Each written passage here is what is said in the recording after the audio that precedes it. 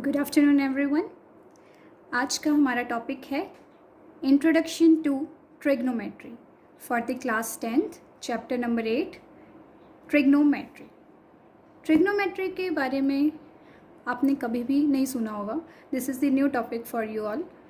तो ट्रिग्नोमेट्री के हम वर्ड से ही स्टार्ट करते हैं कि ट्रिग्नोमेट्री में क्या करेंगे हम। This is very interesting topic. तो ट्रिग्नोमेट्री का सबसे पहले मतलब क्या है।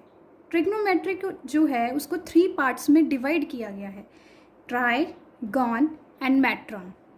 Try means 3, gon means sides and metron means measure. मतलब हम ट्रिग्नोमेट्री में क्या स्टडी करेंगे, किसी ट्राइंगल की 3 साइड्स के बारे में, उनके मेजर के बारे में हम डिस्कस करेंगे, राइट।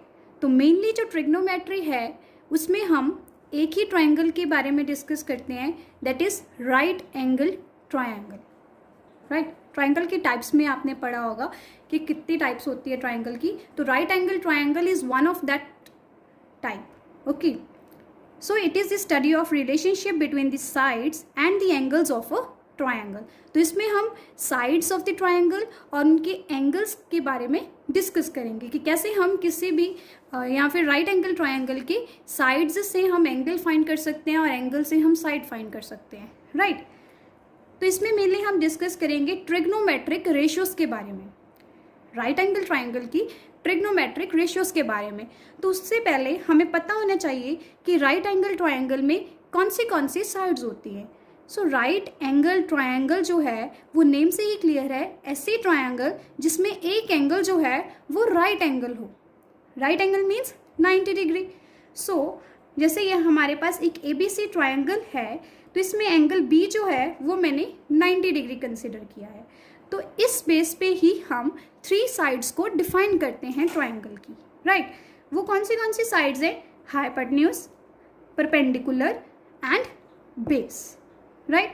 हाइपोटेन्यूज जो है that is the just opposite to the angle 90 degree. Hypotenuse जो है वो एक साइड जो एंगल 90 के ऑपोजिट है, वो वाली साइड हमेशा हाइपोटेन्यूज होगी। लेकिन बेस और जो परपेंडिकुलर है वो चीज़ हमारी वेरी करती है अकॉर्डिंगली आर एंगल जो हमने चूज़ करना है। अगर हमने एंगल A चूज़ किया है तो उसके अकॉर्डिंग बेस और परपेंडिकुलर डिफरेंट होंगे और एंगल C के अकॉर्डिंग बेस और परपेंडिकुलर डिफरेंट होंगे। और यहाँ मैंने एंगल A के अकॉर्डिंग डिस्कस किया है कि बेस क्या होगा और परपेंडिकुलर क्या होगा। So hypotenuse is the side that is opposite to the angle 90 degree and base is the side that is adjacent to the angle A। जो एंगल A के साथ वाली साइड हो, एडजेसेंट साइड हो, उसको हम बोलेंगे हमेशा बेस, राइट। तो और परपेंडिकुलर क्या होती है, इस एंगल की ऑपोजिट वाली साइड को हम परपेंडिकुलर बोलते हैं, right. The side opposite to the angle A is called the perpendicular. ऐसे ही अगर हम एंगल C के अकॉर्डिंग चेक करेंगे, जब हम एंगल C के अकॉर्डिंग चेक करेंगे तो एंगल C की जो एडजेसेंट साइड होगी तो BC हमारा बेस बन जाएगा, राइट। और इसके ऑपोजिट वाली जो साइड होगी AB that is the perpendicular according to the angle C। तो बस यही चीज़ यहाँ थोड़ी माइंड में रखने वाली होती है कि हम किस एंगल के अकॉर्डिंग चेक कर रहे हैं हमारा परपेंडिकुलर और बेस, उसके बेस पे हम अप्लाई करेंगे, राइट। अब हम डिस्कस करते हैं ट्रिग्नोमेट्रिक फॉर्मूलाज। ट्रिग्नोमेट्रिक फॉर्मूलाज जो हैं वो तो आपको ऐसे ही याद करने हैं बट उसकी हम एक शॉर्ट ट्रिक डिस्कस करेंगे लेटर ऑन। सबसे पहले हम देखते हैं, मैंने एंगल A के अकॉर्डिंग ही हाइपोटेन्यूज, बेस और परपेंडिकुलर लिखा हुआ है, राइट। तो ट्रिग्नोमेट्रिक फार्मूलाज में हमारे पास मेनली 6 फार्मूलाज होते हैं। Sine of the angle A, cosine of angle A, tangent of the angle A, cosecant, secant and cotangent of the angle A। तो मेनली इन 6 फार्मूलाज को याद करने के लिए हमें 3 ही याद करने हैं, 3 उनके रेसिप्रोकल है। जैसे साइन, कोसाइन और टेंजेंट, बस ये 3 मेन फार्मूलाज हैं जो हमने याद करने हैं। साइन का ऑपोजिट हो जाता है कोसिकेंड, कोसाइन का ऑपोजिट हो जाता है सिकेंड और टेंजेंट का ऑपोजिट हो जाता है कोटेंजेंट, राइट। अब हम देखते हैं ट्रायंगल में हम कैसे लिखेंगे। साइन ऑफ एंगल A, अगर एंगल A का हमने साइन लिखना है, साइन एंगल लिखना है तो वो क्या होगा, राइट। तो उसको हम क्या लिखेंगे, वो हमेशा हमारा होता है perpendicular over hypotenuse, right? That is BC upon AC. Perpendicular over hypotenuse is your sine of angle A. Cosine होता है base upon hypotenuse, right? AB upon AC. और जो टेंजेंट होता है वो हमारा होता है perpendicular over base, that is BC upon AB, right?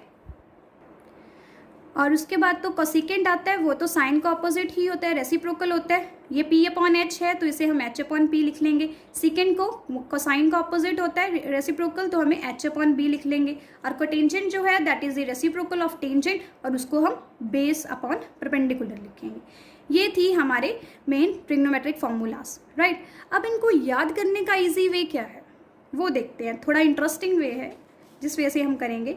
सबसे पहले हमने लिख लेना है एक साइड पे साइन, कोसाइन और टेंजेंट, राइट? और उसके बाद आपको एक राइम याद करनी है. वो क्या है? पंडित बद्री प्रसाद हर हर बोले.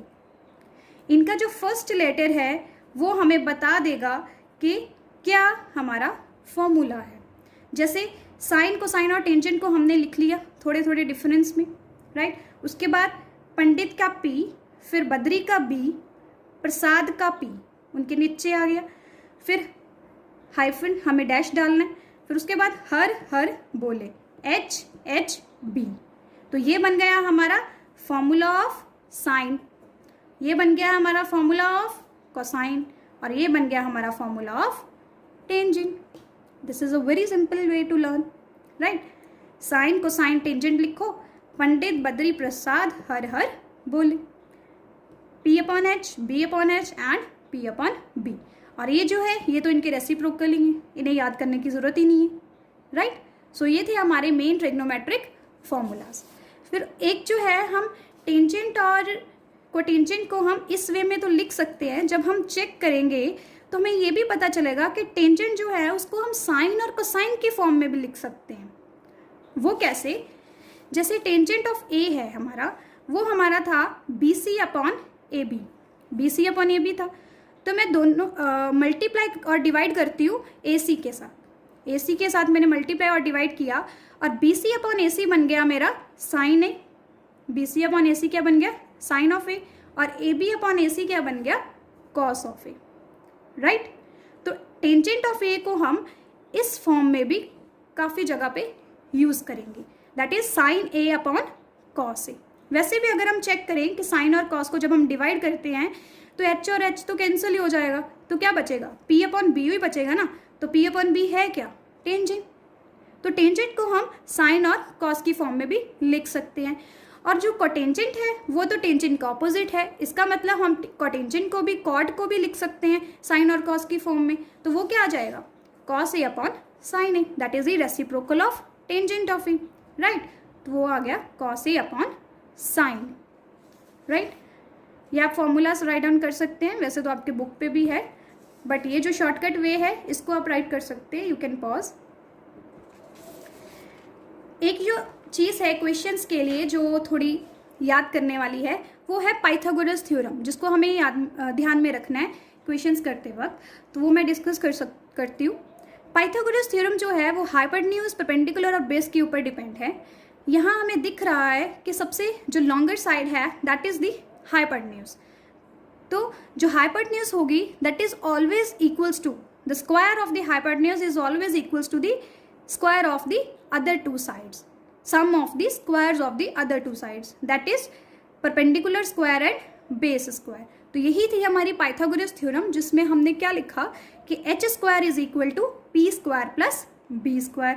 और इसको साइड की फॉर्म में भी लिख सकते हैं, AC square is equal to BC square plus AB square. और यहाँ से हम AB और BC की वैल्यू को भी निकाल सकते हैं. AB square is equal to AC square minus BC square, वो क्या बन गया? H square minus P square. तो सिमिलरली P स्क्वायर परपेंडिकुलर की भी हम वैल्यू को फाइंड आउट कर सकते हैं. तो ये थे हमारा मेन जो इम्पॉर्टेंट फॉर्मूलाज, और ट्रिग्नोमेट्री में हमने क्या डिस्कस करना है आगे चैप्टर में, ये सब था. तो नेक्स्ट लेक्चर में मैं डिस्कस करूँगी कुछ questions related to the trigonometry. So if you like my video, please subscribe my channel, like and comment. Thank you so much.